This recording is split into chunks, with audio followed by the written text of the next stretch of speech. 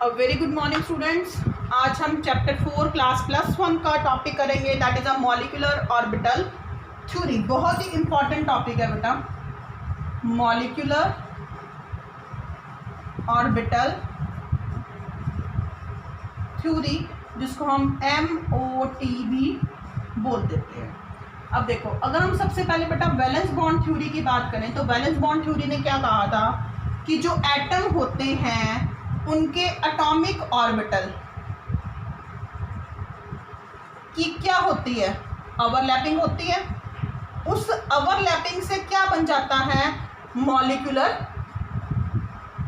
Orbital बन जाता है।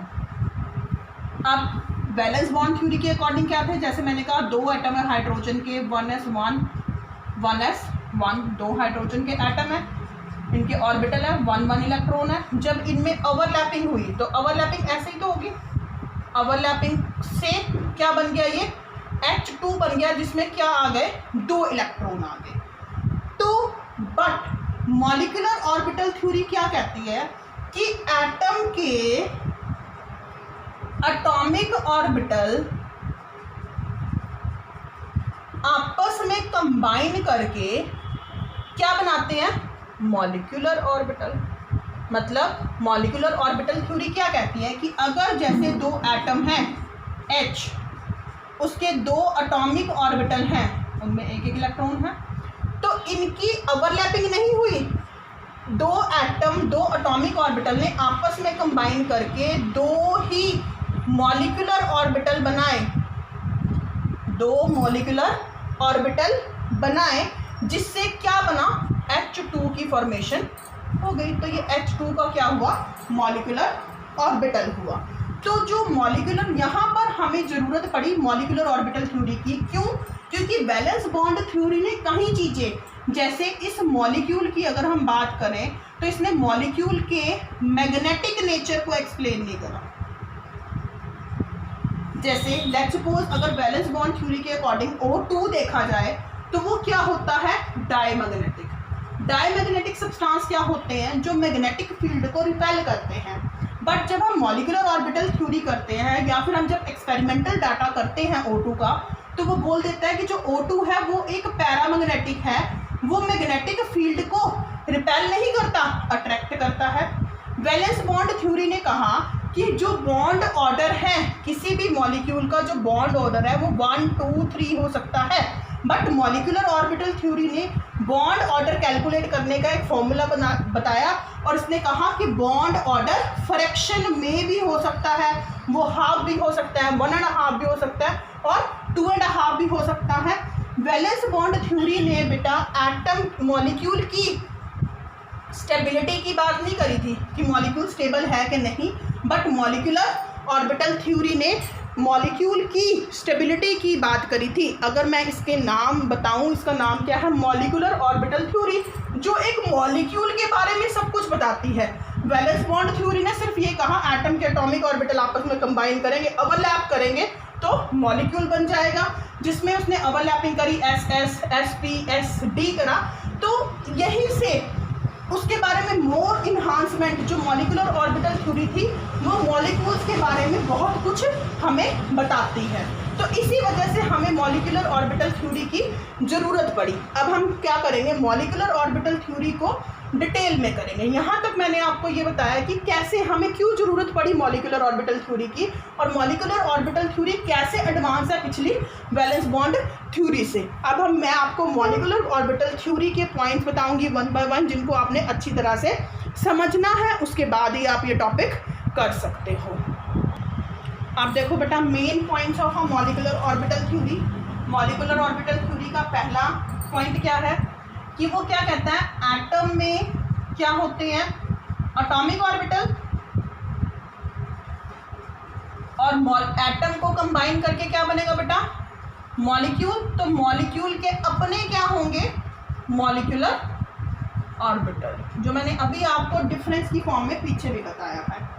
सेकंड पॉइंट क्या है, वैलेंस बॉन्ड थ्योरी ने कहा कि जो एटॉमिक ऑर्बिटल थे उन एटॉमिक ऑर्बिटल का नाम क्या था बेटा, जैसे 1s हो गया, 2s हो गया, 2p हो गया, 3s हो गया, बट जो मॉलिक्यूलर ऑर्बिटल हैं मॉलिक्यूलर ऑर्बिटल का नाम क्या है, सिग्मा है, पाई है, डेल्टा है।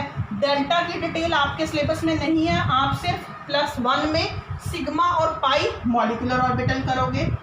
थर्ड पॉइंट उसने क्या कहा कि जो नंबर ऑफ मॉलिक्यूलर ऑर्बिटल है कि कितने मॉलिक्यूलर ऑर्बिटल बनेंगे वो किसके इक्वल है, नंबर ऑफ एटॉमिक ऑर्बिटल के। कि अगर एक एटम में 2 एटॉमिक ऑर्बिटल हैं तो 2 ही क्या बनेंगे, उसके मॉलिक्यूलर ऑर्बिटल बनेंगे। अगर 3 एटॉमिक ऑर्बिटल होंगे तो 3 ही क्या बनेंगे, मॉलिक्यूलर ऑर्बिटल बनेंगे।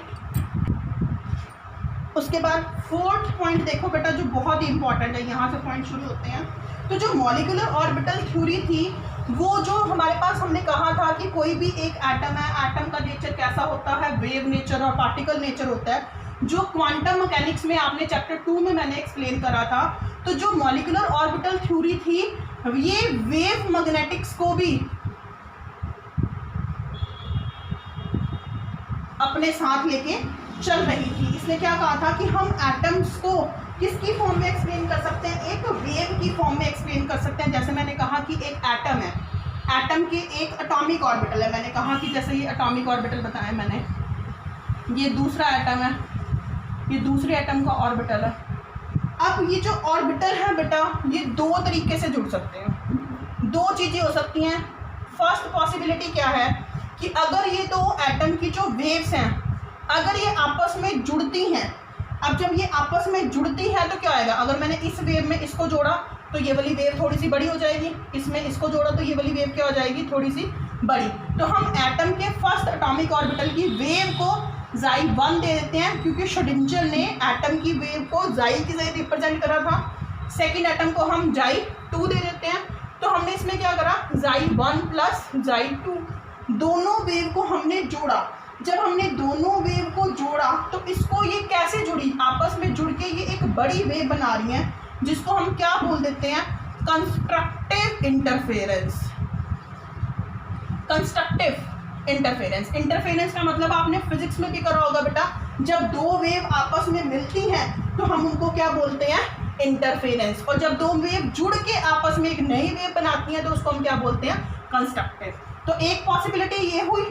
दूसरी पॉसिबिलिटी क्या हो सकती है कि अगर ये वेव आपस में ना जुड़े, हम एक वेव में से दूसरी वेव के नेचर को माइनस करें तो हमारे पास क्या होगा, अगर इसमें से इसको माइनस करेंगे, अगर ये मैं कहूँ ये प्लस है, ये माइनस है, प्लस है, माइनस है, प्लस प्लस को जोड़ा तो बड़ा प्लस, माइनस माइनस को जोड़ा तो बड़ा प्लस। अब ये प्लस है, ये प्लस है, ये माइनस है, ये माइनस है, तो दोनों को माइनस कर रही हूँ। अब प्लस के आगे माइनस साइन आ गया तो ये कैंसिल हो गया, माइनस माइनस प्लस तो ये भी कैंसिल हो गया, एक नेगेटिव हो गया, पॉजिटिव। तो हमारे पास कैसी आई, मॉलिक्यूल की वेव। मॉलिक्यूल की वेव ऐसे आई, जो कैसे बनी, हमारे पास दोनों कट हो रही हैं तो कैसे बनी, डिस्ट्रक्टिव इंटरफेरेंस।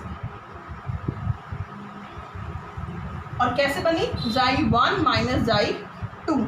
अब जो मेन पॉइंट यहाँ पे याद रखने का है वो क्या है कि जो कंस्ट्रक्टिव इंटरफेरेंस से वेव बनी हम उसको क्या बोल देते हैं, बॉन्डिंग मॉलिक्यूलर ऑर्बिटल।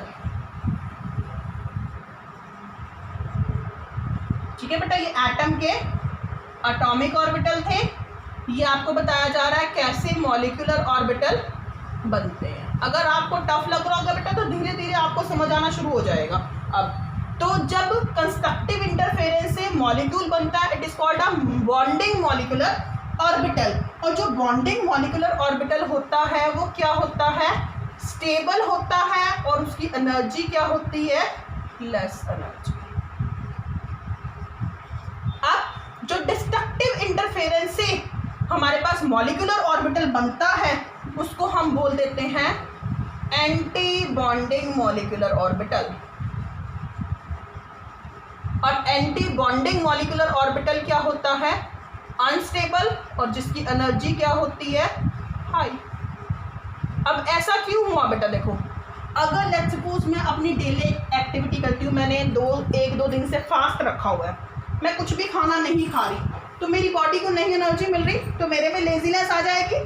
बट जैसे ही मैं खाना खाऊंगी या ग्लूकोज पीऊँगी तो मेरी बॉडी में एनर्जी ज़्यादा आ जाएगी, मतलब खाना खाने से एनर्जी ज़्यादा आ गई। जब एनर्जी ज़्यादा आई तो मैं एक्टिव होगी, मैं सारे काम करूँगी। तो जो एक्टिवनेस से मेरी बॉडी क्या हुई, मतलब जब एनर्जी ज़्यादा आई तो मैं, मतलब अगर एनर्जी ज़्यादा की फॉर्म में कह सकते हो आप, मैं किसी के साथ लड़ भी सकती हूँ क्योंकि मेरी बॉडी बहुत ज़्यादा एक्टिव हो गई है। तो वो इसका मतलब क्या हो जाता है कि इट इज़ अनस्टेबल। तो अगर कम एनर्जी होगी तो वो क्या होगा, स्टेबल। हम चुपचाप बैठे रहेंगे, हम किसी से लड़ेंगे भी नहीं। अगर ज़्यादा एनर्जी आ गई, ज़्यादा अग्रेसिव नेचर हो गया तो हम किसी के साथ लड़ेंगे तो इट फॉर्म अ अनस्टेबिलिटी। तो आपने इस तरीके से याद रखना है कि जो बॉन्डिंग मॉलिक्यूलर ऑर्बिटल होते हैं वो स्टेबल होते हैं, उनकी एनर्जी कम होती है। एंटी बॉन्डिंग की अनस्टेबल होते हैं, उनकी एनर्जी हाई होती है। एंटी बॉन्डिंग बनती कब है, जब डिस्ट्रक्टिव इंटरफेरेंस होती है, जब हम दो मॉलिक्यूलर एटॉमिक ऑर्बिटल्स को सब्सट्रैक्ट करते हैं। कंस्ट्रक्टिव इंटरफेरेंस से बॉन्डिंग मॉलिक्यूलर ऑर्बिटल बनता है, जब हम दो ऑर्बिटल को जोड़ते हैं। इसके बाद हम करेंगे फिफ्थ पॉइंट। ये पॉइंट बेटा आपने ध्यान रखने हैं, नोट डाउन कर लेने हैं, नहीं तो आप पॉज करके नोट डाउन कर सकते हो। अब ये जो मैं एटम के एटॉमिक ऑर्बिटल को कंबाइन कर रही हूँ, उनको कंबाइन करने की एक कंडीशन है। वो कंडीशन क्या है कि हम कंबाइन करेंगे, combine atomic orbital have same और nearly same energy and shape. इसका मतलब क्या हुआ बेटा, जैसे एक H है, मैं उसको दूसरे H से कंबाइन कर सकती हूँ। अगर मैं इस H की बात करूँ तो this is a 1s, this is a 1s, तो दोनों में S है, तो दोनों की एनर्जी क्या होगी, सेम। अब नियरली सेम का मतलब क्या हुआ, जैसे मैं कहूँ, मैं एक कह रही हूँ CO है मॉलिक्यूल, मैंने कहा C का एटॉमिक ऑर्बिटल क्या होगा, 1s2 2s2 2p, 6 है एटॉमिक नंबर, 2p 2। अगर मैं कहूँ दूसरा ऑक्सीजन है, 1s2 2s2 2p, इसका 8 होता है, 2p 4। ठीक है। अब मैं बात करूँ इसके कार्बन के 1s की और ऑक्सीजन के 1s की, है तो दोनों ही 1s, बट एक कार्बन एटम का है और एक ऑक्सीजन एटम का है, तो इन दोनों की एनर्जी क्या होगी, नियरली सेम। बट अगर एक ही एटम, एक जैसे एटम के दोनों के सेम ऑर्बिटल होंगे तो उनकी कैसी एनर्जी होगी बेटा, सेम एनर्जी। क्लियर है। तो मैंने कहा कौन से एटॉमिक ऑर्बिटल जुड़ सकते हैं, ये कंडीशन याद रखनी है कि या तो उनकी एनर्जी सेम होगी या फिर क्या होगी बेटा, नियरली सेम, और उनकी शेप भी क्या होगी, सेम। देखो S है, S की स्फेरिकल शेप है, तो दूसरे S की भी स्फेरिकल शेप है, इसमें भी 1s, इसके अगर 1s से जुड़ रहा है तो दोनों की क्या होगी, स्फेरिकल शेप। तो अगर हम के 1s 2p के साथ जुड़ सकते हैं, नहीं, क्यों, क्योंकि उनकी शेप भी क्या हो गई, अलग हो गई, और उनकी एनर्जी भी क्या हो गई, अलग हो गई। ये था बेटा आपके पास मॉलिक्यूलर ऑर्बिटल थ्योरी के कुछ मेन पॉइंट्स। अब मैं आपको बताऊंगी कि जो मॉलिक्यूलर ऑर्बिटल डायग्राम है, वो मॉलिक्यूलर ऑर्बिटल डायग्राम कैसे बनते हैं, उनको बनाने के लिए आपको पहले थोड़ा सा पता होना चाहिए। अब मैंने आपको कहा था कि जो मॉलिक्यूल है, मॉलिक्यूल के ऑर्बिटल्स का नाम क्या होता है, सिग्मा और पाई। अब मैं बात करूं सिग्मा मॉलिक्यूलर ऑर्बिटल कैसे बनता है, पहले आपको पता होना चाहिए ना। मैंने आपको नाम तो बता दिया कि सिग्मा और पाई बोलते हैं, पर आपको पता होना चाहिए सिग्मा और पाई है क्या। सिग्मा आपको बता रखा है बेटा क्या होता है, इसका मतलब सिंगल बॉन्ड, जो कैसे बनता है, बाय इंटरन्यूक्लियस एक्सिस से जब क्या होती है, ओवरलैप होती है। तो हम कहते हैं जैसे हमारे पास एक 1s है, दूसरा भी एटम है जिसमें क्या है 1s।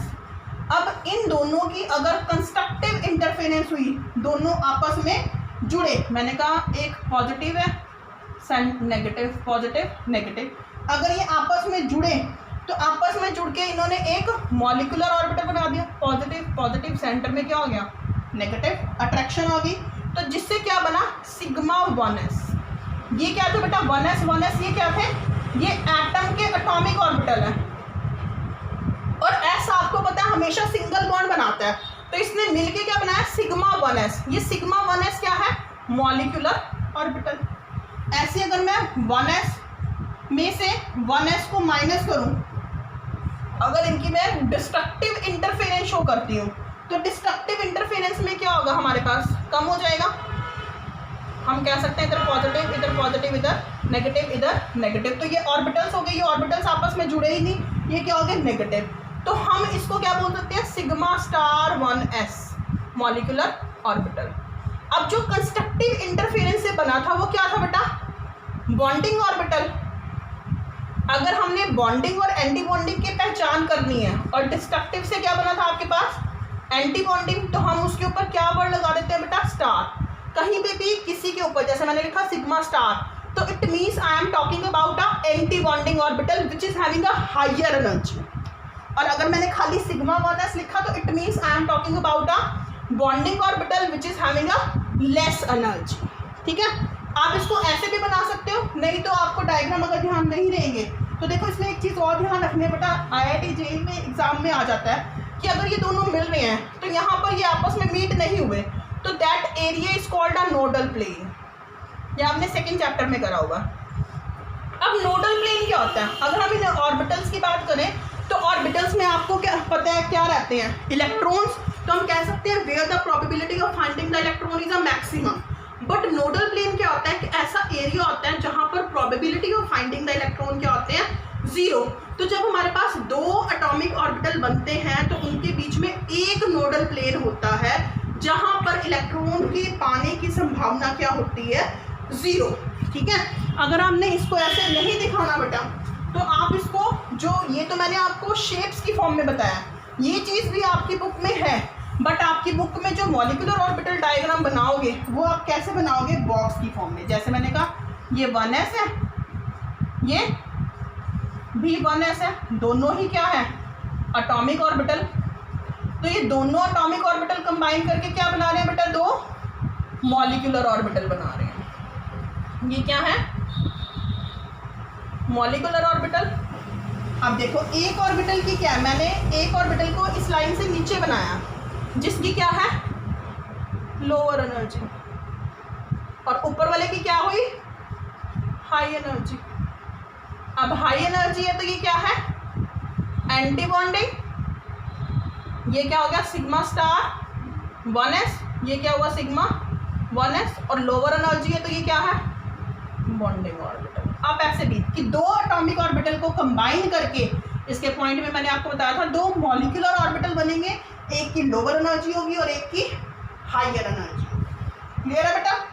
ऐसी अब जैसे 1s है सेम ऐसे 2s होगा, 2s की भी सिचुएशन सेम है, सिर्फ 1s की जगह बेटा आप 2s वर्ड लिख दोगे तो 2s के केस में भी सिग्मा बॉन्ड बनेगा।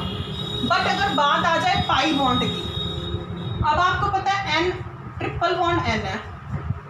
अब इसमें क्या है हमारे पास एक सिग्मा बॉन्ड, दो पाई, ओ डबल बॉन्ड है, इसमें एक सिग्मा एक पाई। तो पाई के लिए कौन रिस्पॉन्सिबल होता है p। अगर हम p की बात करें तो p में तीन ऑर्बिटल होते हैं, px py pz। ऐसे ही दूसरा एटम है उसमें भी p होगा, उसके भी हमारे पास क्या होंगे तीन एटॉमिक ऑर्बिटल होंगे px py pz। तो इन तीनों में से कोई भी यानी कि एक ऑर्बिटल इसके साथ ओवरलैप करके सिग्मा बॉन्ड, मैं n की बात कर रही हूँ, दूसरा ऑर्बिटल दूसरे के साथ ओवरलैप करके पाई, तीसरा तीसरे के साथ ओवरलैप करके पाई बना लेगा। बट आपकी जो बुक्स हैं देखो कोई भी ऑर्बिटल किसी के साथ ओवरलैप करके सिग्मा और पाई बना सकता है पी में, बट जो आपकी बुक्स हैं आपकी बुक्स में माना गया है कि जो pz है, जो pz है वो सिग्मा बॉन्ड बनाएगा। याद रखना बेटा ये की पॉइंट है कि जो pz है वो सिग्मा बॉन्ड बनाएगा, यानी कि एक pz एटम का दूसरे pz एटम से मिलके सिग्मा बॉन्ड बनाएगा। py मिलके क्या बनाएंगे पाई बॉन्ड, px मिलके क्या बनाएंगे पाई बॉन्ड बनाएंगे। क्लियर है बेटा। उसके बाद इलेक्ट्रॉन्स को हम इन मॉलिक्यूलर ऑर्बिटल्स में फिल कैसे करते हैं, उनको फिल करने के लिए हमारे पास तीन रूल हैं।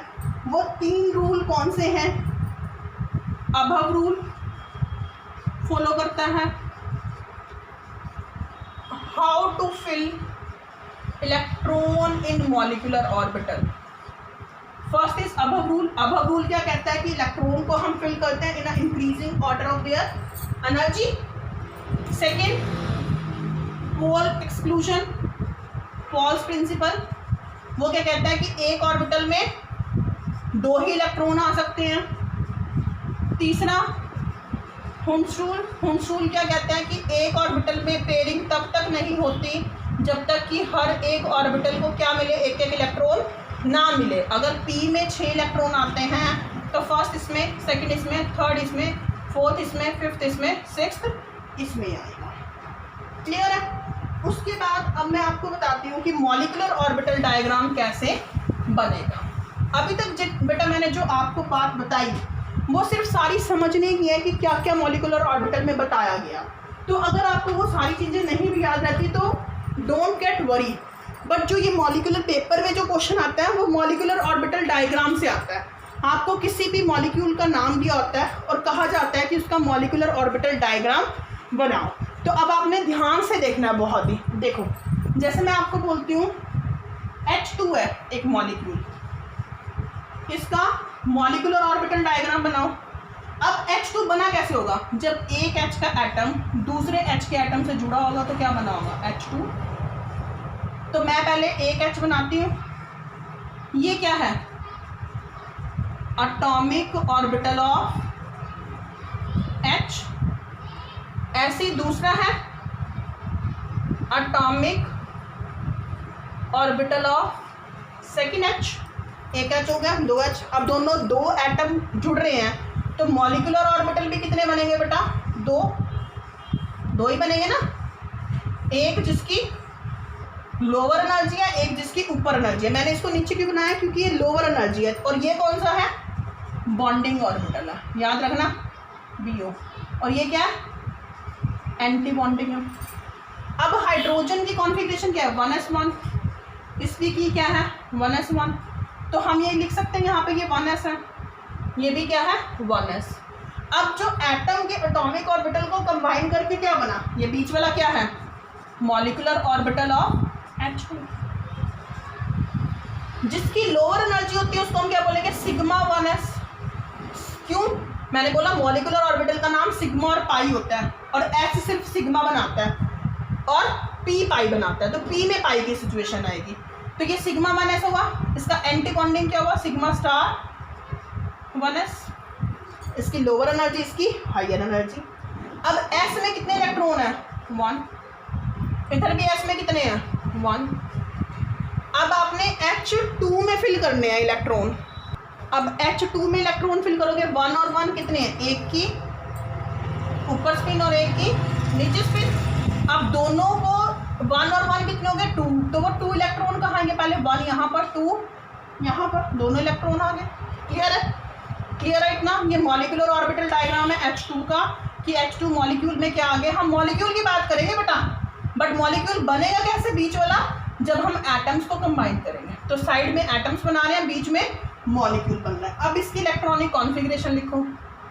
कैसे लिखेंगे एटॉमिक कॉन्फ़िगरेशन? सिर्फ सेंटर वाले देख के लिखोगे बेटा। क्या है?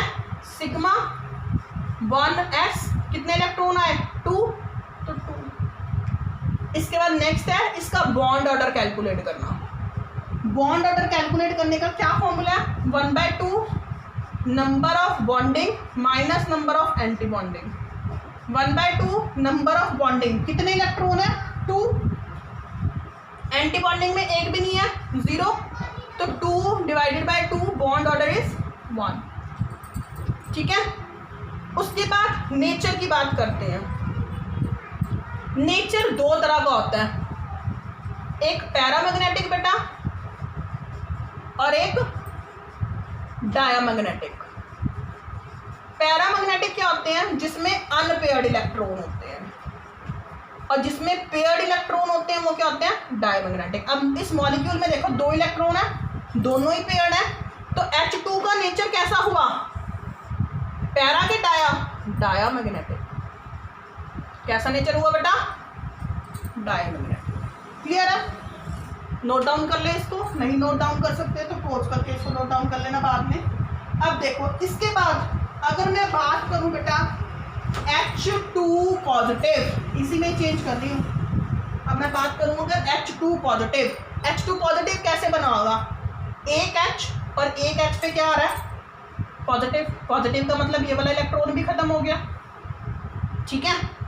एक H हो गया और दूसरा क्या हो गया, H पॉजिटिव हो गया, इसमें से इलेक्ट्रॉन खत्म हो गया, है ही नहीं। इन दोनों को जोड़ के मॉलिक्यूल बनाना है, एक इलेक्ट्रॉन है तो एक इलेक्ट्रॉन खत्म हो गया। कॉन्फ़िगरेशन क्या बनेगी, सिग्मा 1s 1। इलेक्ट्रॉन कैसे निकालेंगे, 1/2, 1 इलेक्ट्रॉन है, 1 - 0 तो क्या आ जाएगा, बॉन्ड ऑर्डर इज 1/2। और H2 पॉजिटिव का नेचर कैसा हुआ, एक अनपेयर्ड इलेक्ट्रॉन है ना बेटा, तो नेचर कैसा हुआ, पैरा मैग्नेटिक। क्लियर है। तो क्या हुआ, बैलेंस बॉन्ड थ्योरी ने कहा था कि बॉन्ड ऑर्डर 1 2 3 हो सकता है, बट इसने तो फ्रैक्शन में निकाल दिया, इसने नेचर भी एक्सप्लेन कर दिया। अब इसी में ही चेंज करनी हूँ बेटा मैं। देखो अगर H2 नेगेटिव की बात करें, H2 नेगेटिव कैसे बना होगा, एक H और एक नेगेटिव, जिस पे मर्जी अज्यूम कर लो, नेगेटिव चाहे इस पे चाहे इस पे। H में 1s1 होता है, अब H में 1s1 है तो एक नेगेटिव आया तो 2 इलेक्ट्रॉन हो गए, इनको कंबाइन करके क्या बन गया, H2 नेगेटिव। एक ये H है 1s1, एक है H नेगेटिव, 2 इलेक्ट्रॉन है। अब टोटल कितने होंगे, 3, 2 इलेक्ट्रॉन इसमें आ गए, एक इलेक्ट्रॉन कहाँ चला गया, ऊपर। इलेक्ट्रॉनिक कॉन्फ़िगरेशन क्या है, खाली मॉलिक्यूल की लिखनी है बेटा, मैं बार बार बोल रही हूँ। Sigma 1s2 sigma star 1s1। Bond order calculate करो, 1/2, 2 - 1, 1/2।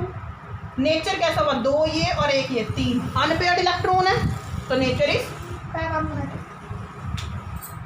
क्लियर है बेटा। ऐसे ऐसे हम आगे धीरे धीरे बढ़ेंगे। H2 के बाद हम सिचुएशन करेंगे हीलियम की, He2 की सिचुएशन करेंगे, ठीक है। He2 की सिचुएशन कराऊंगी और इसके बाद बेटा जो नेक्स्ट पॉसिबिलिटी है उसको मैं नेक्स्ट वीडियो में इसका पार्ट 2 बनाऊंगी, वो आपको सेंड करूंगी, नहीं तो वीडियो बहुत ज़्यादा लंबी हो जाएगी और आपको एक बार समझ भी नहीं आएगा कि क्या कर रही है, ठीक है। He2 की सिचुएशन देखो, थोड़ा सा आपको रफ आइडिया हो जाएगा। जो पाई वाली पॉसिबिलिटी है वो पाई वाली पॉसिबिलिटी हम नेक्स्ट वीडियो में करेंगे, ठीक है बेटा। देखो He2 बनाना है, molecular orbital diagram, He + He helium क्या बनाएगा, He2 हीलियम का atomic number 2, configuration 1s2, configuration 1s2। पहले एक बनाओ हीलियम का, यहाँ पर this is a atomic orbital of helium, जिसमें कितने इलेक्ट्रॉन है, 2। ऐसे ही 2 इसमें है, this is a atomic orbital of helium. दोनों को कंबाइन करके क्या बनेगा बेटा, मॉलिक्यूलर ऑर्बिटल। 2 है तो 2 ही मॉलिक्यूलर ऑर्बिटल, एक बॉन्डिंग और एक एंटी बॉन्डिंग। 1s2 है, ये भी 1s2 है तो इसको सिग्मा 1s लिखेंगे, इसको सिग्मा स्टार 1s लिखेंगे। इलेक्ट्रॉन बाद में फिल करेंगे। 2 2 4, 1 2 3 4, ठीक है। ये क्या बन गया, मॉलिक्यूलर ऑर्बिटल ऑफ He2। अब He2 की इलेक्ट्रॉनिक कॉन्फ़िगरेशन लिखो, बीच में से शुरू करो, क्या है, sigma 1s2 sigma star 1s2। Bond order calculate करो, 1/2 bonding minus anti bonding, 1/2 bonding में कितने इलेक्ट्रॉन है, 2। सिर्फ मॉलिक्यूल को देखना बेटा, मॉलिक्यूलर ऑर्बिटल थ्योरी सिर्फ मॉलिक्यूल के बारे में बताती है, तो आपने सेंटर वाला पोर्शन देखना है खाली। 2 - 2 क्या आया, 0/2, किसी भी को 0 से डिवाइड करोगे तो it is equal to 0। Nature कैसे है, पेयर्ड है ना, नेचर इज डायमैग्नेटिक।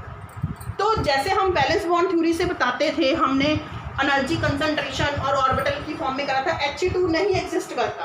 तो बॉन्ड ऑर्डर अगर 0 आया तो इसका मतलब He के बीच में कोई भी बॉन्ड नहीं है, तो हम मॉलिक्यूलर बॉन्ड थ्योरी के बेस पे भी बता सकते हैं कि He2 एग्जिस्ट ही नहीं करता। ये एक एक्सपेरिमेंटल प्रूफ हो गया, क्यों, क्योंकि इसका बॉन्ड ऑर्डर क्या है, 0। क्लियर है बेटा।